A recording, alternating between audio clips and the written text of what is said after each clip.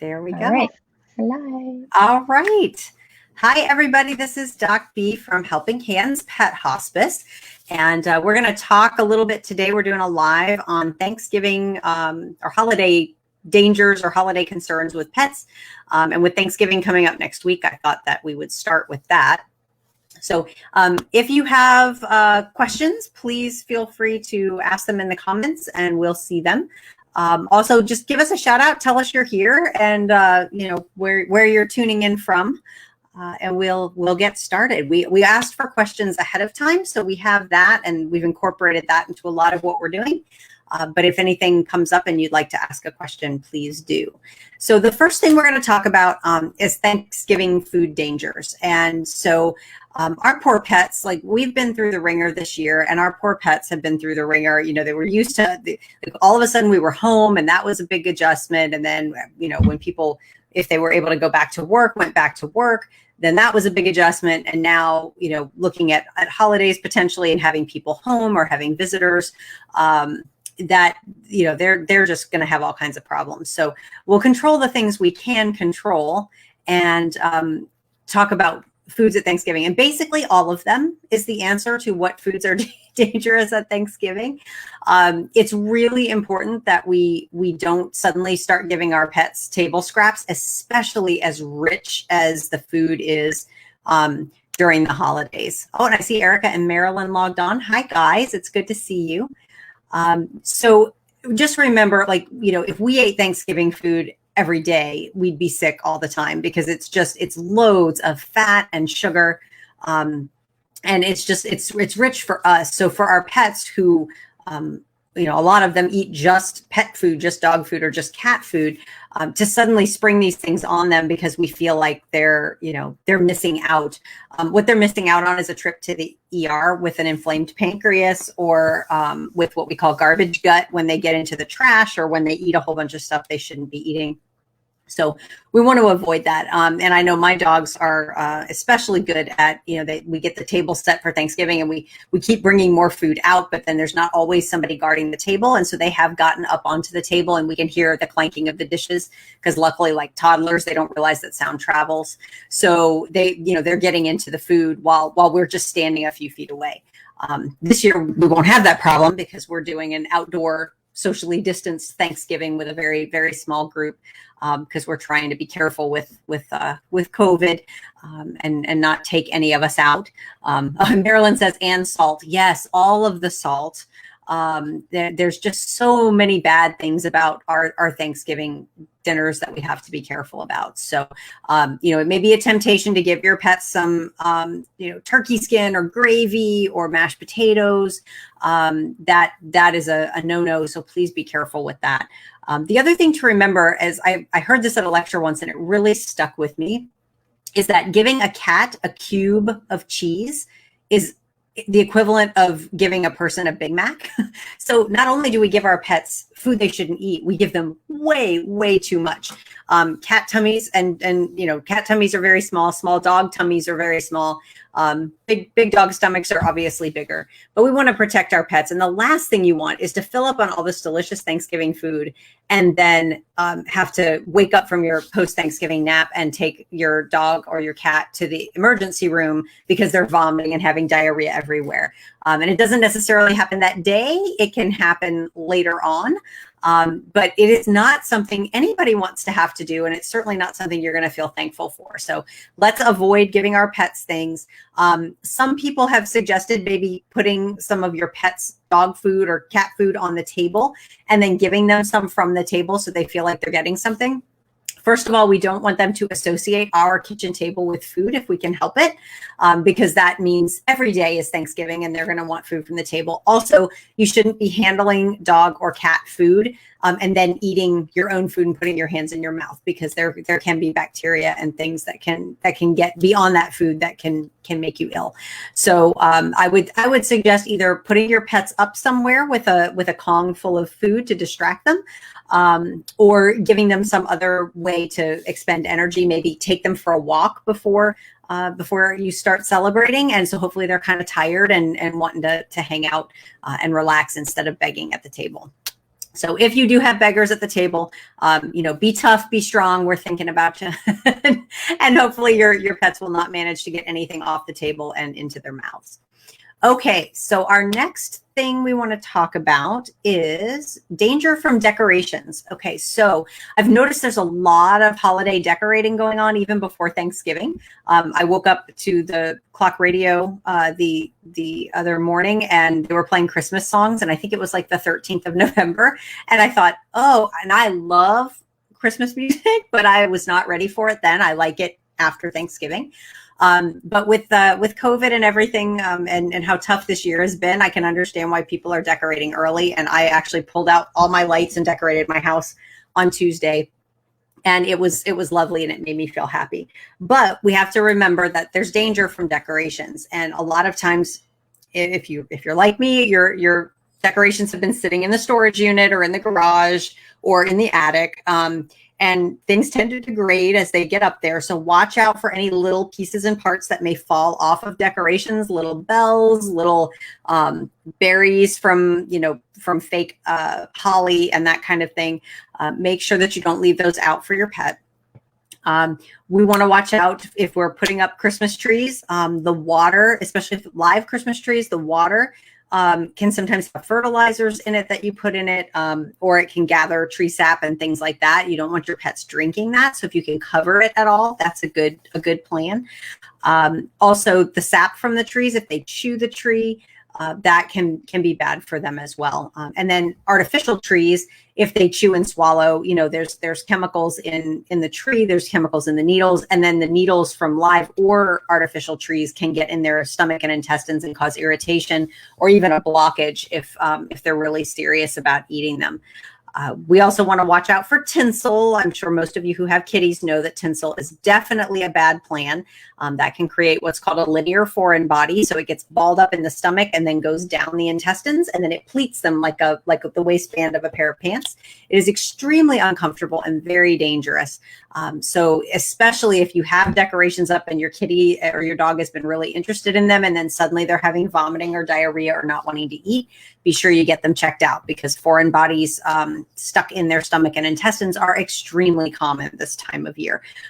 Also with the tree, if it's, whatever kind of tree you have, the little branches, if they get them wedged, dogs often will get them wedged up between their upper teeth. And it can be very hard to see because it's kind of shadowy in there.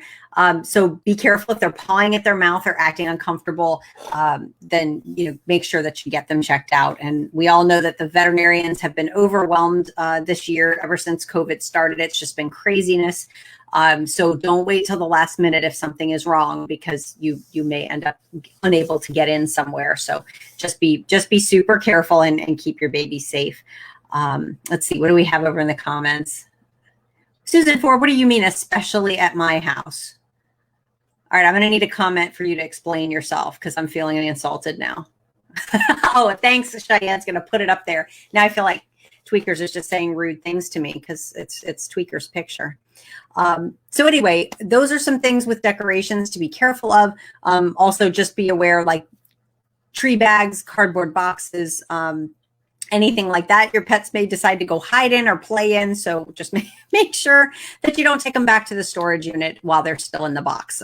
Because I've had times where I lifted up what was supposed to be an empty box and gone, what is in here?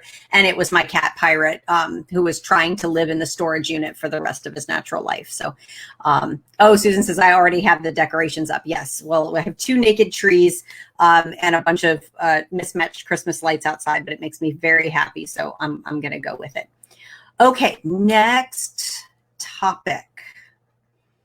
Oh, tips to help avoid your pets chewing on the Christmas tree. Okay, so this is a hard one, and I have seen so many funny things online where people have suspended their tree from the ceiling, or they have a very tiny tree that's like up on a piece of furniture if they have small dogs that can't get up there. Giant cages and crates that they've used to put the tree in to keep it safe. Whatever works for you is fine.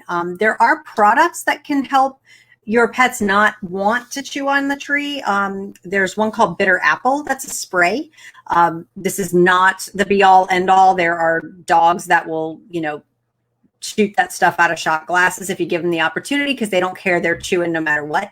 But bitter apple can be very unpleasant. And if you spray it on the tree, this is made for pets, so it's safe for pets. But if you spray it on the tree, it may keep them from chewing.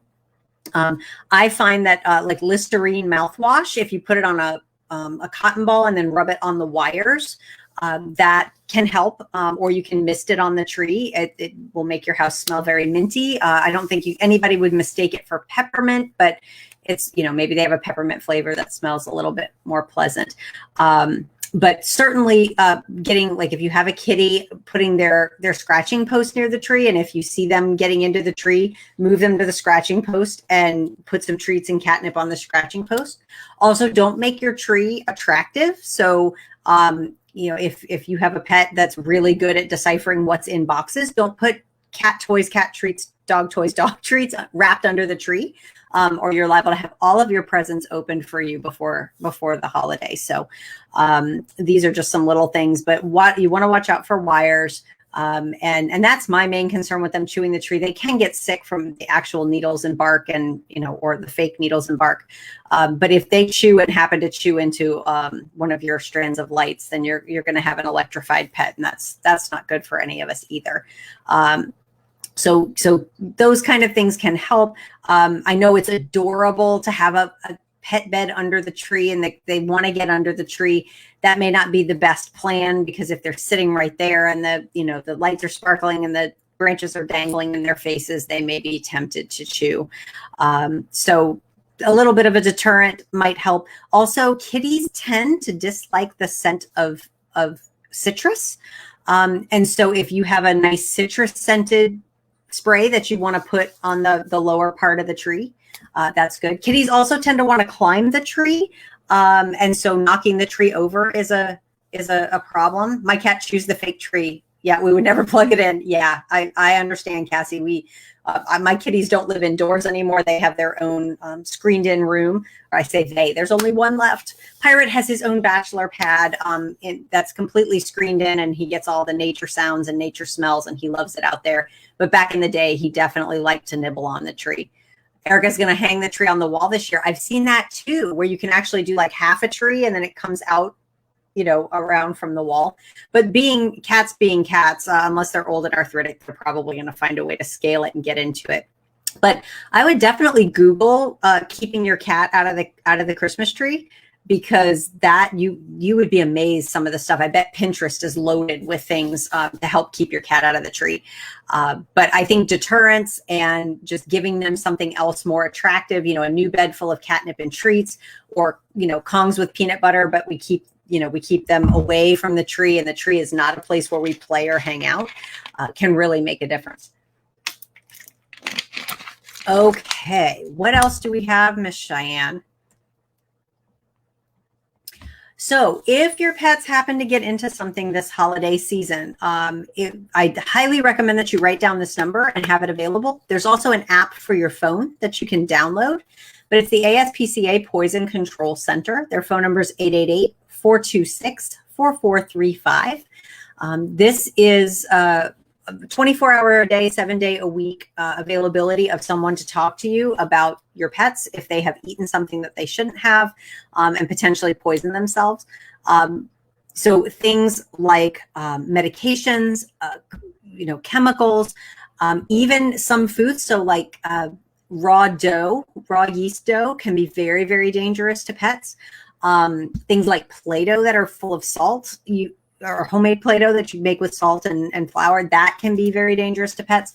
So if your pet ever eats anything that seems like it could be a problem, call these people right away, and then call your veterinarian's office. They do charge for you to have a consult, but it is super quick. And these people do this all day long, every day, 365 days a year. So they're going to know immediately, like when the quality control wieners ate gum, they dug into a suitcase and found some gum and ate it. I called them and, told them what kind of gum it was. They knew exactly how dangerous it was, how many pieces it was going to take. And so they are really terrific at getting that information out and then helping you figure out what to do. Susan already has it in phone contents and the app. Awesome. Well, that's good. So we want to keep that in mind and keep that on hand. That should be around all the time. Oh, and Cheyenne posted in the comments the website. So Helping Hands Pet Hospice posted that, and you can see it. It says here is their website too. So keep that in mind when your babies are around, and especially if you have visitors, or if your routine changes and stuff happens, and we drop medications, or we forget things, or we leave something out and the pets get into it. It's a really good idea to call poison control if they eat anything they shouldn't. Oh, another holiday thing I forgot to mention is things like poinsettias can really cause a lot of gastric stomach upset if your pet eats them. We're not in the season for lilies, but lilies also are extremely toxic to kitties and can cause kidney failure and death. So you want to be careful if anyone sends you a bouquet that has lilies or has poinsettias. Just make sure that you keep that as out of reach as possible, and make sure that you keep your baby safe. Okay, does anybody have questions? Any other specific questions about holiday hazards? Or something I didn't mention? We celebrate Christmas and Thanksgiving. If you have a holiday that you celebrate that we haven't mentioned, and there's a specific, a specific danger that comes with that holiday for pets, I'd be happy to hear about it, and we'd love to have that shared. Cassie says, we bought a tapestry to hang on the wall. It has a Christmas tree and a fireplace on it. I've seen those, and they are really cool. They also have not a tapestry, but they actually have like a sticker set you can buy, and it's the tree and all the ornaments, and you can decorate it any way you want, but the animals can't bother with it. So that's really cool. Oh, Erica, you are very welcome. The litter box steps idea from our arthritis talk, I think that was last month, that has made all the difference to my kitties. So I was very happy to share that with my people. That made a big difference for my old lady in the litter box. Pirate is declining to use that right now, but he does have the option. So it's always good.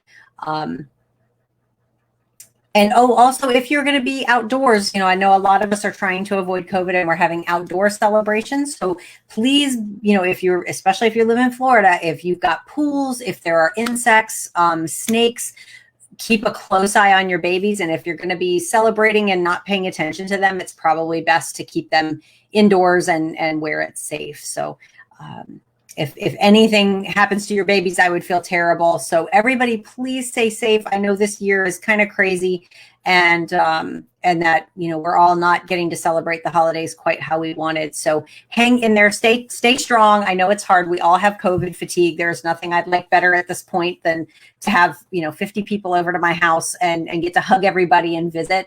But I want everybody to stay safe. So just do what you can to be careful, because I have a feeling we're going to have a really nasty spike about 2 weeks after Thanksgiving. It's probably going to get pretty ugly. And I hate to think of people's holidays being extra ruined by having family members who are sick. So please keep your babies safe. Please keep yourselves safe.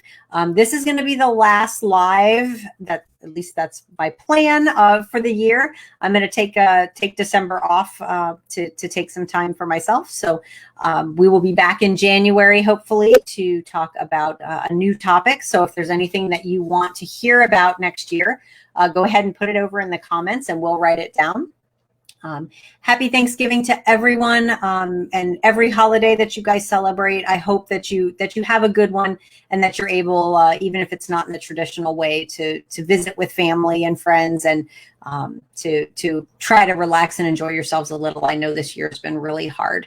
So from our family to yours, we wish you a great holiday season. Please, if you have any friends or family that are having trouble with their elderly pets, please give them our contact information. That's scrolling across the bottom now. Our phone number is 727-210-5517. You can also reach us at info@hhphospice.com. And I definitely recommend everyone contact me early. We're going to be closing for Thanksgiving, Christmas, and New Year's this year, to give me a little rest since, and Dr. Andrews, because she and I have both been going crazy since March, and we're exhausted. So we're going to take a little break coming up here soon, but we will have options to help people and be able to refer if anybody needs help during those holiday weekends. So have a wonderful, today's Thursday. Have a wonderful rest of your Thursday. And I hope you all stay safe and sound. Talk to you soon.